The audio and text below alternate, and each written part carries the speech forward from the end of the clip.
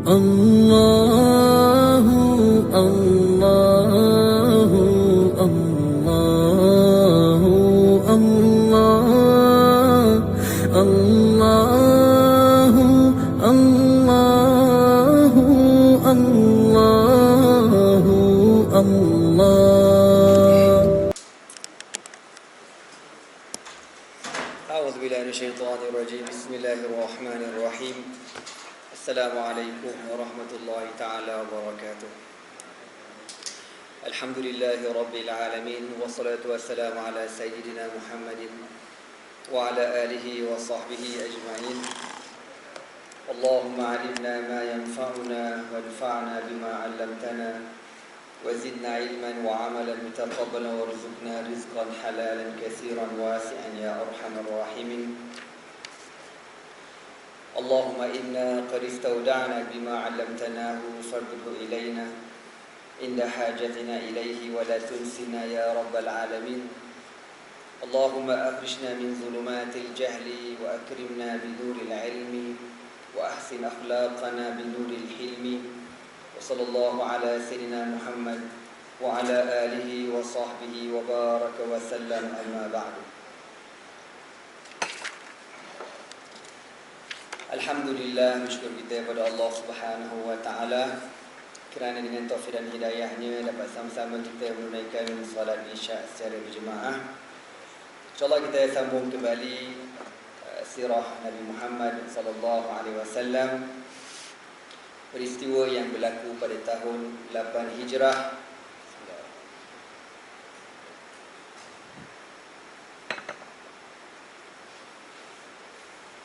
Yang Ana cerita pada minggu lepas, peperangan Taif, Ghazwatu Taif, yang Rasulullah sallallahu alaihi wasallam mengepung kota Taif ini lebih daripada 2 minggu, dan akhirnya orang Taif ini menyerah kalah, dan ada di kalangan mereka sebagian besar mereka beriman kepada Rasulullah sallallahu alaihi wasallam.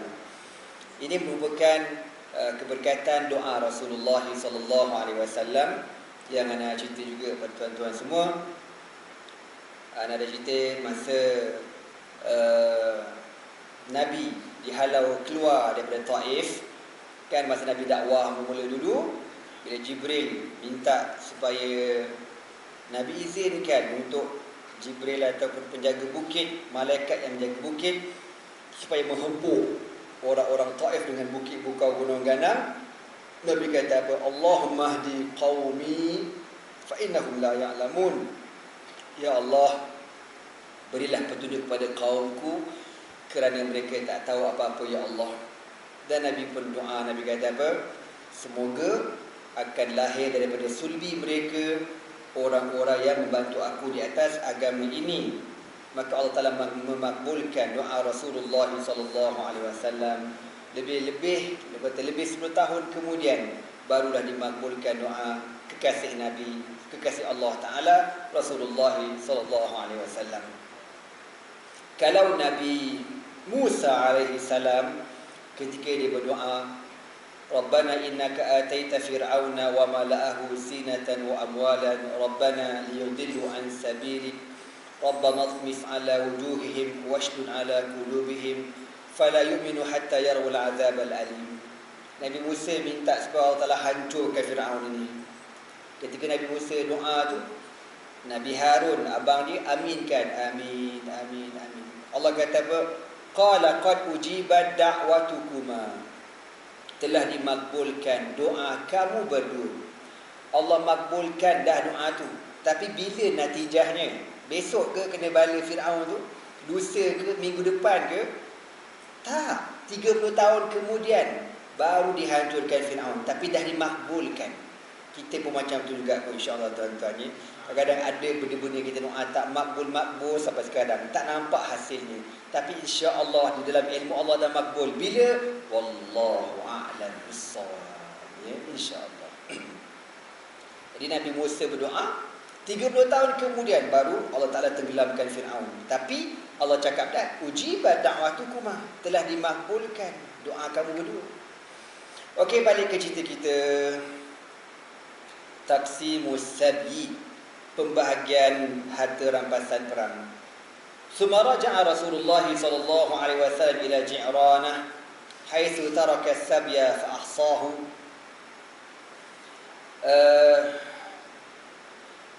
Lalu Rasulullah sallallahu alaihi wasallam kembali ke lokasi yang bernama Ji'ranah. Di Ji'ranah tu tuan-tuan, ada harta rampasan perang yang Nabi berperang sebelum daripada Taif ni. Nabi pernah dekat mana? Hunain. Ya, sebelum Taif, Nabi pernah dekat Hunain. Wa yawma Hunainin iz a'jabatkum kathratukum falam tuni ankum syai'a wa daqat 'alaykumul ardu bima rahabat thumma walaytum mudbirin. Jadi, harta rampasan tu belum dibahagi-bahagikan lagi. Nabi letak dekat sebuah lokasi nama Ji'ranah. Lepas tu Nabi pergi ke Taif. Lepas tu dah settle Taif, Nabi balik semula ke Ji'ranah nak selesaikan pembahagian harta rampasan perang yang Nabi dapat daripada hasil peperangan dekat Hunain. Fa ahsahu wa khammasahu. Maka Nabi pun suruh para sahabat bilang berapa banyak harta rampasan Hunain ini, dan Nabi membahagikan mengikut pembahagian yang ditetapkan di dalam kaedah pembahagian harta rampasan perang. Wa ata minhu syai'an katsiran li unasin dhafa islamuhum. Dan Nabi dalam peperangan Hunain, kebanyakan harta rampasan perang Nabi bagi dekat orang-orang yang baru masuk Islam. Perang Hunain berlaku pada tahun 8 Hijrah. Fathu Makkah pun 8 Hijrah juga. Yang ramai pergi perang Hunain ni tuan-tuan merupakan orang yang baru masuk Islam ketika Fathu Makkah. Maknanya diorang masuk Islam tak tahulah, mungkin sampai setahun, mungkin tak sampai setahun, beberapa bulan saja baru masuk Islam. Semangat punya pasal dia tengok orang Islam ramai, diorang pun nak pergi juga pergi perang. Tapi perang Hunain tu asalnya permulaannya kalah. Tentera Islam hampir kalah. Hampir kalah dengan sebab apa? Dengan sebab bila orang Islam tengok bilangan dia ramai. Bilangan dia ramai, boleh menang kita ni sebab kita ramai. Sebab tu kita kena ingat PRU akan datang. Lain macam. Kan? Walaupun kita bergabung, nampak orang Melayu ramai, belum tentu lagi. Sebab kemenangan milik Allah Subhanahu wa taala. Kam min fi'atin qalilatin ghalabat fi'atan katsiratan biiznillah wallahu ma'as sabirin. Anda baca dekat sejarah peperangan dekat Perancis. Apa nama tempat tu nak sebut tak reti. Tentera Perancis tinggal 9 orang saja. 9 orang saja mengalahkan 5,000 tentera Britain. Gila kau. Macam mana tu? Siap lepas perang tu siap selfie ramai-ramai lagi. Di zaman dulu gambar hitam putih tu kan. 9 orang tu, dia 10 orang, seorang mati. Seorang je mati, 9 orang tu boleh bertahan. Akhirnya berlaku gencatan senjata antara British dengan Perancis. Nak khabarnya. Jadi tuan-tuan semua, peperangan Hunain tu mulanya kalah. Sebab apa kalah? Sebab Allah kata apa? Iz a'jabatkum kasratukum. Apabila kamu merasa kamu ramai, kamu hebat. Bila tengok ramai, confirm menang punya, confirm menang. Tiba-tiba kalah. Itu berlaku zaman Nabi. Kita jangan cakap lah, jangan overconfident. Nak pesan sangat-sangat. Tolonglah pesan kat kawan-kawan kita sendiri yang berjuang Islam, kawan-kawan yang baru nak berjinak-jinak dalam perjuangan Islam, pesan kat dia orang, pesan. Jangan overconfident, belum tentu boleh menang. Kan? Ni kat ni Slip River. Slip River kan? Belum tentu. Walaupun nampak pejuang petai lah, benda belum tentu lagi. Kalau menang, Alhamdulillah. Akan datang kan? Wallahu alam. Tapi ingat, kemenangan milik Allah. Okey. Bila yang pergi perang ni ramai yang baru masuk Islam, maknanya apa? Diorang ni tak sempat ditarbiyah, tak sempat nak dididik oleh Nabi. Pergi perang tu atas rasa semangat, tapi jiwa masih kosong. Kan? Cara kita jugalah. Ramai tak confident boleh menang, dah lah kalah contoh kan. Sebab jiwa tu kosong. Sebab tu bila tengok ramai ke, ingat Allah je. Allah. Menangkan Allah. Kita usaha. Jangan nak kata lebih-lebih. Jangan. Jadi akhirnya Allah beri kemenangan jugalah. Walaupun bermula tu hampir kalah, kemudian Allah telah beri kemenangan. Bila menang tu, banyak dapat harta rampasan perang. Beribu-ribu ekor unta, kambing dan sebagainya. Maka Nabi SAW,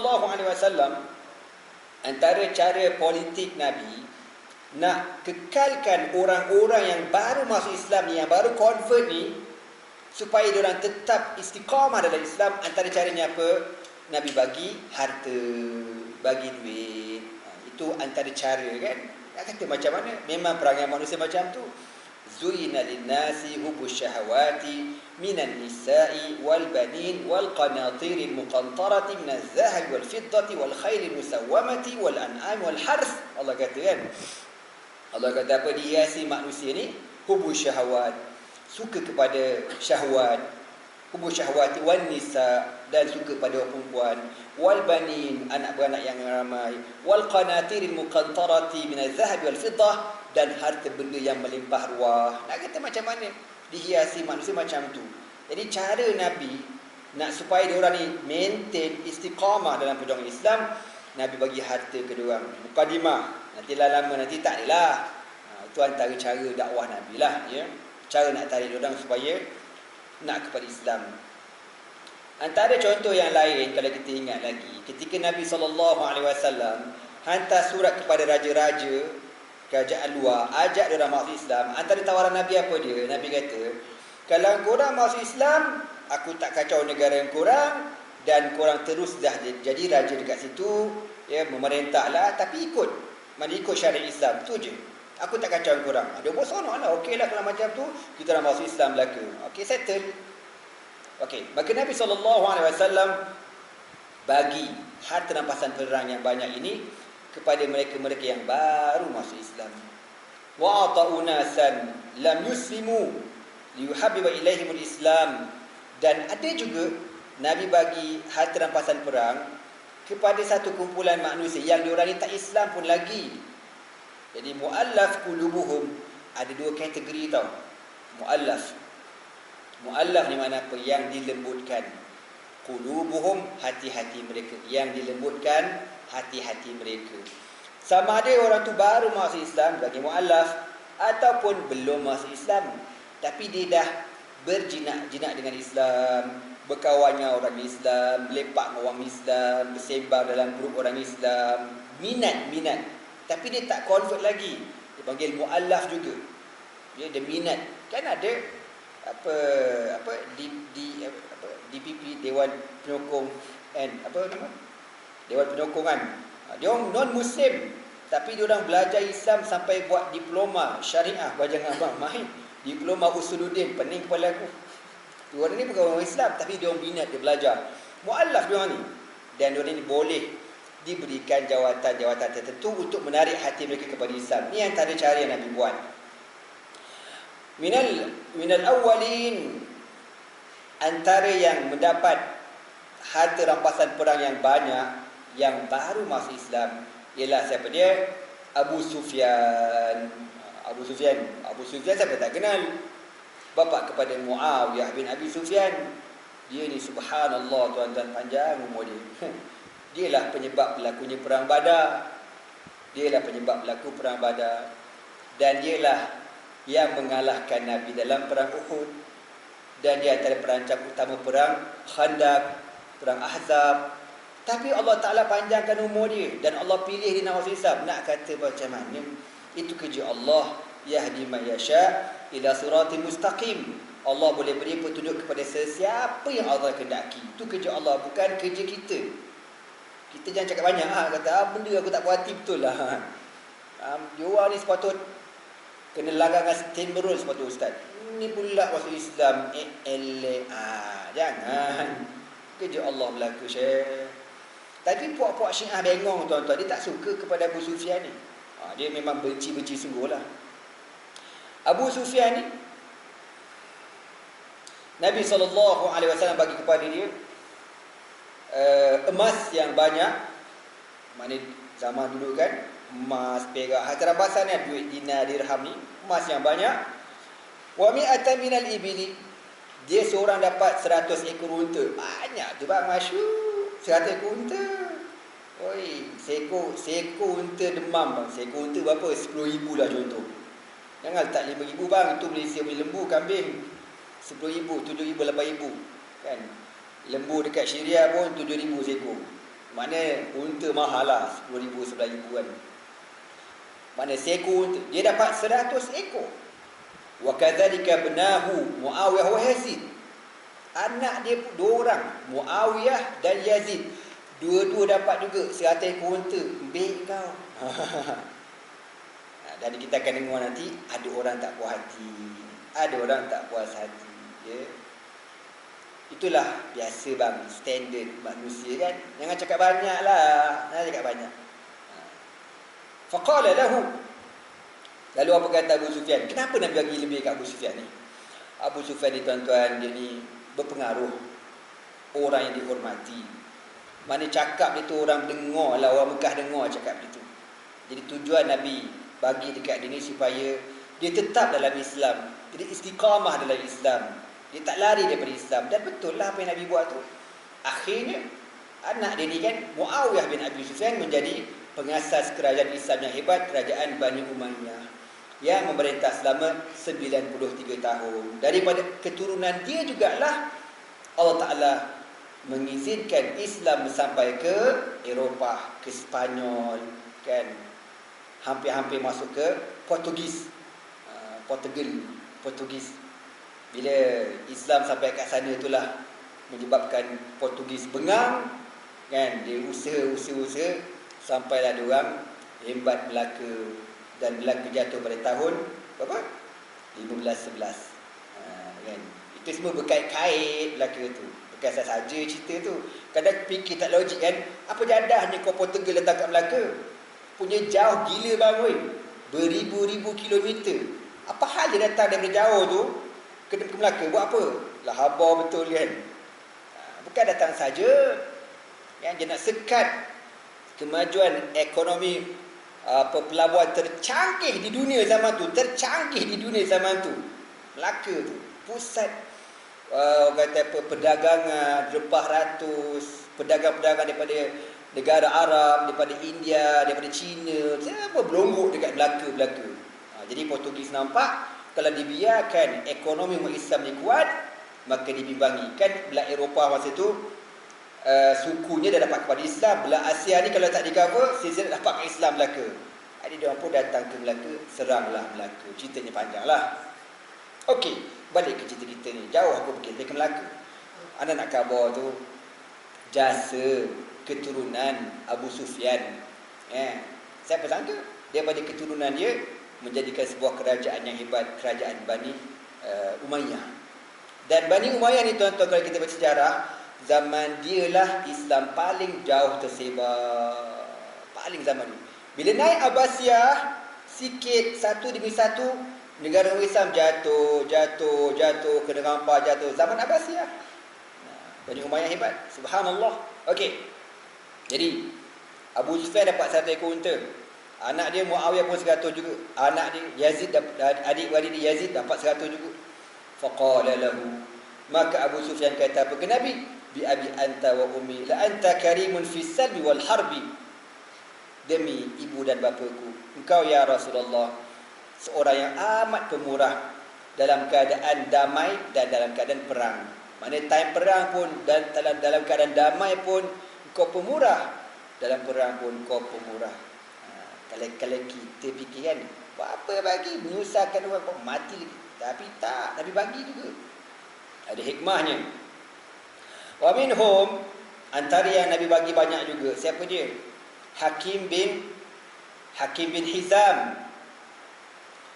A'tahu ka Abi Sufyan fastazadahu fa'atahu. Hakim bin Hizam ni tuan-tuan boleh tahan juga. Dia punya ayah di kawasan itulah. Dia ni kalau tuan-tuan ingat lagi masa perjanjian Hudaibiyah, kan, masa kita dah cerita perjanjian Hudaibiyah berlaku pada tahun 6 Hijrah. Ketika nak ditulis perjanjian tu, min Muhammadin Rasul, dia mula Nabi suruh Sayyidina Ali tulis. Ali tulis apa? Tulis kat kertas ni. Maknanya Hakim bin Hizam, wakil Quraisy, menyaksikan perjanjian damai tersebut, gencatan senjata tu. Nabi kata tulis. Tulis apa? Bismillahirrahmanirrahim. Ali pun tulis lah. Bismillahirrahmanirrahim. Apa kata Hakim? Ni apa ni Ar-Rahman? Ni apa Ar-Rahim ni? Tak ada. Padam. Oh, dia suruh padam. Yang kita orang tak kenal Ar-Rahman, kita tak kenal Ar-Rahim, kita tak kenal. Jangan nak mengempel kat sini. Belagak lagi tu, belagak. Padahal masa tu Mekah dah lembik, dah lemah. Belagak tu. Tulis Bismikallahumma. Dia pula ajar ke Nabi. Tulis apa dia? Bismikallahumma. Nabi kata Ali padam. Tulis Bismikallahumma. Nabi kata Ali dah merah telinga dah ni. Aku penampau untuk dikarang. Tak pasal kan. Aku padam. Tulis Bismikallahumma. Umar bengang, Umar, aku sepuk kan orang tua ni. Okey, tulis lagi. Hadza ma ahadahu Muhammadun Rasulullah sallallahu alaihi wasallam. Inilah perkara-perkara yang dipersetujui oleh Muhammad Rasulullah. Apa kata Hakim? Padam. Aku tak iktiraf kau Rasulullah, tahu tak? Sejak bila aku iktiraf kau Rasulullah? Kalau aku iktiraf kau Rasulullah, kita tak pegang dengan kau sampai sekarang, tak padam. Dia suruh padam lagi. Masa itulah Ali nak mengamuk. Kang ada yang padam pula Ali sekarang. Nabi kata Ali padam. Padam? Iya padam. No. Ali kata aku tak padam. Aku takkan padam ya Rasul. Ini marwah Rasulullah. Muhammadun Rasulullah. Hakim kata aku tak terima. Kalau aku terima kau Rasulullah, aku tak pegang dengan kau, tak padam. Tulis nama kau Muhammad bin Abdullah. Tulis macam biasa je. Kata padam. Ali tak nak padam. Nabi kata mana ni mana? Nabi kan tak pandai membaca dan tak pandai menulis. Sallallahu alaihi wasallam. Ali tunjuklah ni. Rasulullah. Nabi pun pegang baju Nabi gini padam. Padam. Tulis Muhammad bin Abdullah. Tulislah Muhammad bin Abdullah. Oh, punya bengang. Kalau aku ada aku sepuluh orang tua tu nak khabar aku marah juga. Kan? Dan Hakim bin Hizam ni pernah dalam perang Uhud kena tawan dah dia. Ditawan, masa dia ditawan ni, Sayyidina Umar kenal dia. Dia ni pandai bercakap, pemidato yang hebat. Kalau bercakap mengutuk Nabi Power Rangers. Apa kata Ali ya Rasulullah? Da'ni anza'u saniyatayhi. Ya Rasulullah, izinkan aku cabut dua batang gigi ni. Dia ada gigi anak depan ni kan. Aku cabut dua batang gigi. Lepas kalau ada cabut gigi depan tu nak cakap malu lah kan, nak ceramah. Tak boleh, gigi tak ada. Dia aku cabut gigi dia. Nabi kata jangan Umar. Entah mana tahu satu hari nanti kau akan lihat perkara yang baik daripada dia ni. Kata Nabi SAW. Hakim bin Hizam ni gitulah orangnya. Keras, bekel, tak dengar cakap, lawan ke Nabi SAW. Jadi dia masuk Islam pada tahun 8 Hijrah dalam peristiwa Fathul Makkah. Lebih kurang macam dengan Abu Sufyan. Abu Sufyan awal sikit pada dia masuk Islam. Bila dia masuk Islam, Nabi bagi dia 100 ekor unta. Banyak tu. Sahabat tengok, banyak je unta dia dapat. Kalau kita patut ketua cawangan dah dapat banyak sikit. Contoh. Kan? Ni tak mana-mana punya dia geram lah kan. Dah dapat 100, fastazadahu fa'atahu. Minta lagi tambah. Dia nak lagi. Ya Rasul boleh tambah lagi tak? Tambah lagi. Berapa? 10 lagi. Dia tambah lagi 10. Lepas tu minta lagi. Sumastazadahu fa'atahu. Minta lagi. Berapa? Nak lagi 10. Tambah lagi 10. Dia minta lagi. Minta lagi. Maka Nabi kata, ya Hakim. Hakim dia dah tua tuan-tuan. Dia dah tua. Ya Hakim. Inna hadzal mal khadirah hulwah. Harta ni Nabi kata ibarat benda yang hijau dan cantik. Faman akhazahu bi sakhawati nafsin burikalah. Siapa yang ambil harta ni dengan rasa cukup, mana dia ambil syukur pada Allah, alhamdulillah, burikalahu, Allah berkati dia. Waman akhazahu bi israfi nafsin lam yubarak lahu fih. Tapi kalau ambil benda tu tak cukup, nak lagi, takkan berkat hartanya. Kallazi ya'kul wala yashba', Nabi kata. Umpamanya seperti makan tak kenyang-kenyang. Makan. Tambah. Kau ni belatur raya apa ni? Gitulah ibaratnya. Wal yadul ulya khairun min yadi sufla. Dan Nabi kata tangan yang di atas lebih mulia daripada tangan yang di bawah. Bila Nabi kata macam itu, hakim ni malu. Jadi tu pada Nabi, malu dia. Fa akhadha al-hakim al-mi'ata al-ula wa taraka ma adah. Dia kata, kalau gitu ya Rasulullah, saya pulangkan baliklah. Dia pulangkan balik. Dia ambil yang 100 tu, yang 100 tak. 100 tu Nabi bagi, bukan aku minta, Nabi bagi. Yang aku minta tu pulangkan, dipulangkan belaka. Summa qala. Dan dia kata apa? Apa kata hakim? Wallazi ba'athaka bil haqq, demi Allah yang mengutuskan kau dengan kebenaran, la arza'u ahadan ba'daka syai'an hatta ufariqa dunya. Demi Allah yang mengutuskan kau dengan kebenaran, aku takkan minta lepas pada ni, aku takkan minta pada sesiapa pun harta. Aku takkan minta. Hatta ufariqa dunya, sampai aku mati. Cerita ni tuan-tuan, dia stop sekejap. Diorang pergi dekat zaman khalifah lepas Nabi SAW.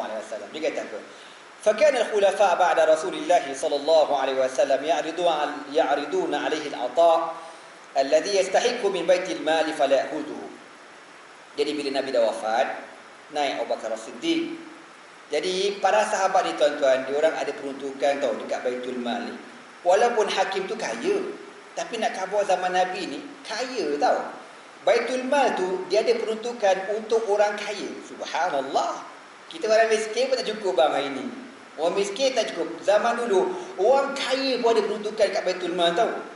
Jadi Abu Bakar As-Siddiq khabar dekat hakim, wahai hakim, kau punya allowance ada kat Baitul Mal tu, kau tak ambil ke? Aku tak nak. Kenapa pula? Ambil lah, hak kau. Aku dah janji dengan Nabi SAW. Aku dah janji aku takkan ambil. Aku tak ambil lah. Allah kata, kau tak minta? Tak minta. Aku tak nak ambil. Lepas tu bakal minta 2 tahun setengah, naik Umar Al-Khattab. Umar Al-Khattab tengok, ni siapa punya lagi tak ambil allowance siapa ni? Beribu-ribu ni. Orang kata tu, Tan Sri tu Hakim bin Hizam punya lah tu. Umar gini, wahai Hakim, ambil duit kau ni, ambil. Aku dah janji depan Nabi, aku takkan ambil. Dia kata. Umar punya susah hati. Umar kata apa? Ya Allah. Sampai Umar berdiri kan buat rumah. Ya Allah, besok di hari akhirat kalau kau tanya aku, kenapa tak diserahkan duit ni kepada hakim pada Tuhan dia? Aku dah suruh dia ambil, dia tak nak ambil. Ya Allah. Sampai macam tu tuan-tuan. Kau faham tidak aku cerita apa ni? Sampai dipaksa-paksa ambil dulu once upon a time. Sekarang tak cukup bang. Masyur. Tu mesin kuda banyak sangat negara kita ni. Bukan mesin kuda, mesin jahit pun kena rampas. Mesin jahit. Aku kadang tertukar juga. Mesin jahit ke mesin kuda tu bang? Tak tahulah dalam mesin jahit tu ada keluar mesin kuda ke. Allahualam ya. Minta Allah selamatkan kita semula je. Ujian je. Ana bukan nak kata itulah ujian. Ana ada seorang kawan, dia cerita kat Ana. Dia kata aku ni ahli majlis. Dia pernah dilatih ahli majlis. Dia kata ahli majlis ni kaya. Aku pun pelik kan. Ahli majlis kaya. Kaya kenapa pula? Berapa ciput dia gaji? Kau tak tahu. Kawan Ana ni Syekh, dia pernah dilantik jadi ahli majlis di sebuah lokasi di Selangor. Tak nak sebut dekat mana atas sebab keselamatan. Dia kata kawasan aku dulu ni kilang belaka. Kalau aku pergi buat cek kat kilang-kilang ni kan, toke-toke ni selamba je nak rasuah aku. Selamba je. Contohlah, kalau ada kawasan tu ada 20 kilang. Kalau satu kilang bagi aku 500 sebulan. 20 kilang dah berapa? Ana ingat dia cakap gitu. Tapi Ana pergi rumah dia Syekh Ana, sampai sekarang kalau cerita Ana rasa sebab tau. Ana pergi rumah dia, ni kipas ni dah tercabut kau tahu tak? Dia punya belakang tu, dia punya cover pun tak ada. Katanya pahal kipas pun dia pecah. Rabak kepala aku sekarang. Nak kabur zuhudnya dia tu. Sampai sekarang dia ada rumah ke tidak? Rasa masih menyewa lagi. Sampai sekarang zuhud orang tu. Tapi dia ustaz lah. Dia subhanallah, sahabat yang Ana subhanallah, ada respect kan dia. Dia kata fitnah ni, fitnah dia kata. Aku kena jaga benda gini ya. Kan? Kalau salah kena saman, kena report, dia kena bagi maklum, malah dia kena bagi kan. Tapi dia orang nak bagi rasuah banyak ni dia kata. Zuhud tak zuhud kawanan dia pernah buat kereta. Dia buruk. Kereta answer. Dia tak sedar. Tiba-tiba ada orang potong, dia kata, "Ustaz, tayar kereta sebelah tak ada." Tayar tak ada. Kereta macam tayar dia pergi dulu tuan-tuan. Tayar tak ada. Berhenti tepi. Oh, tayar tak ada sebelah. Subhanallah. Ana tengok. Kuat hati dia tuan-tuan. Ana bila tengok dia, ana sedih apa? Ana sedih macam mana dia boleh kuat. Dia boleh qanaah. Hidup dia sabar. Oh, duit dia kata. Tak macam aku cakap tadi kan. Kilang kan suka curi air lah. Saluran sumbat, longkang. Semua rasuah. Settle. Amin. Na'udzubillah min zalik. Ya Allah. Minta Allah pelihara kita semua insya-Allah. Amin. Ya Allah. Balik ke cerita kita. Nak khabar Umar Al-Khattab kata apa? Sampai tempat-tempat pengumuman. Ya Allah. Wahai orang Islam sekalian bersaksilah. Aku nak bagi dekat Hakim bin Hizam tu hak dia tak nak. Bersaksilah besok di hari akhirat ya Allah. Dia tak nak, bukan aku yang tak bagi, dia yang tak nak ambil. Sampai macam tu punya takut orang dulu dengan harta-harta ni. Kita pada hari ni al-fulus fid dunya wal mampusu fil akhirat. Okey. Hakim bin Hizam ni tuan-tuan, masa dia nak meninggal tu, dia menangis cerita dia. Anak dia pergi, "Abah, kenapa abah nangis, abah? Syukurlah abah dah masuk Islam." Dia kata, "Abah sedih, abah kenang dosa abah ni. Abah ni lawan Nabi lama nak. Bertahun-tahun abah lawan. Berperang lawan Nabi. Tapi Allah Ta'ala panjangkan umur abah. Orang lain macam Abu Jahal, Abu Lahab, and the gang dah kojol belaka masuk neraka. Abah ni Allah panjangkan. Sampailah hari ni Allah izinkan abah masuk Islam nak. Kau bayangkan kalau abah mati kafir. Kau bayangkan macam mana abah sekarang ni." Menangis. Itu Hakim bin Hizam radhiyallahu ta'ala. Wa ata alaihi salam Uyainah bin Hisn 100 min al-ibli. Begitu juga Nabi bagi dekat seorang pemimpin yang terkenal bernama Uyainah bin Hisn 100 ekor unta. Wa kadzalika Al-Aqra bin Habis, seorang lelaki yang nama Al-Aqra bin Habis. Al-Aqra bin Habis ni diberi gelaran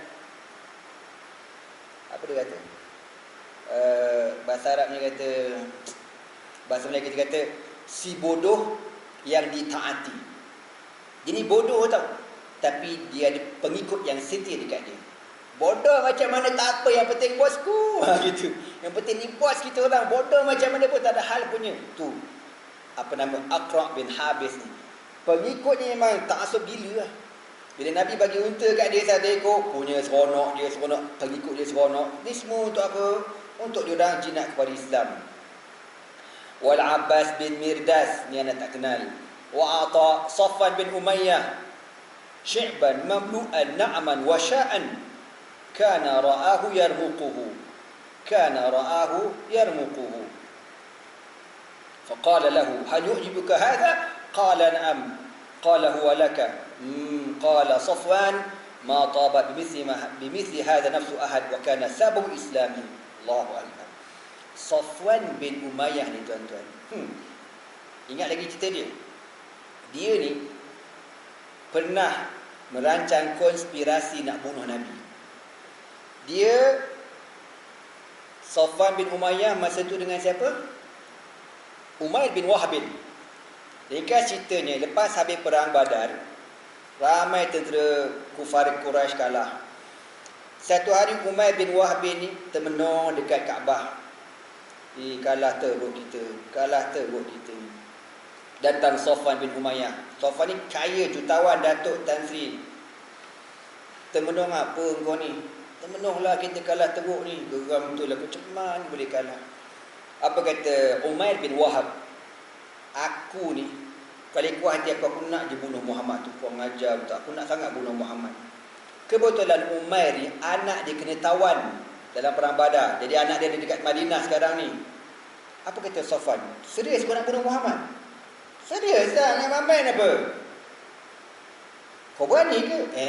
Aku berani lah. Lagipun anak aku ada dekat Madinah. Memang aku boleh buat alasan kalau kata, buat apa datang Madinah?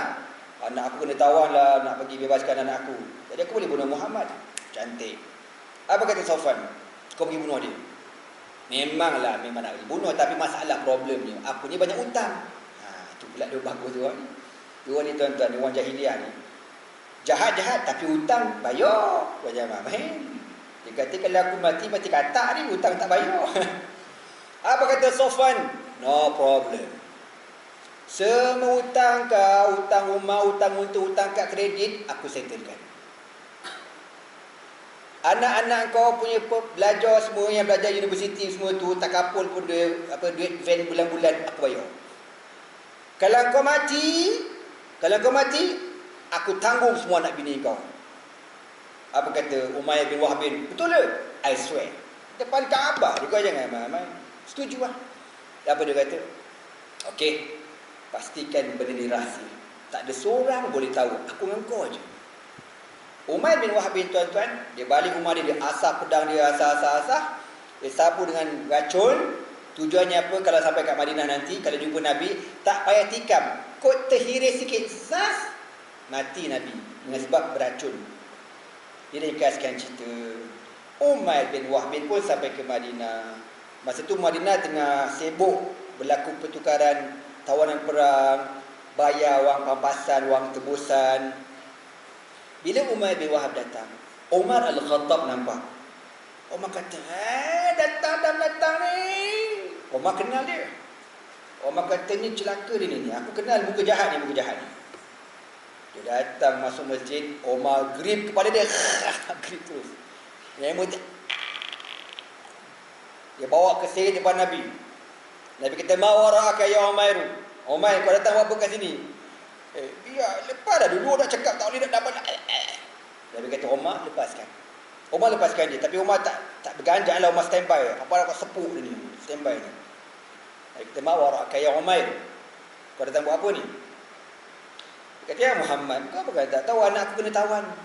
Aku datang nak bebaskan anak aku lah. Aku buat duit ni. Nak bayar wang tebusan. Dia kata, ya ke? Iyalah. Kau cakap apa lagi? Betul ke ni? Betul lah. Habis nak buat apa? Nabi kata, habis tu yang kau bincang dengan Safwan bin Umayyah dekat tepi Kaabah tu aku cerita. Yang kau cakap, kalaulah tak kerana hutang berlambat-lambat, dah lama aku pergi bunuh Muhammad. Aku punya anak dekat Madinah. Lepas tu hutang aku banyak, nak settle macam mana? Lepas tu apa kata Safwan dekat kau? Safwan kata apa? Dia nak settle hutang kau semua kan? Betul ke tak betul? Dia kata, masa aku. Kau tahu mana? Ada CCTV ke? Macam mana ni?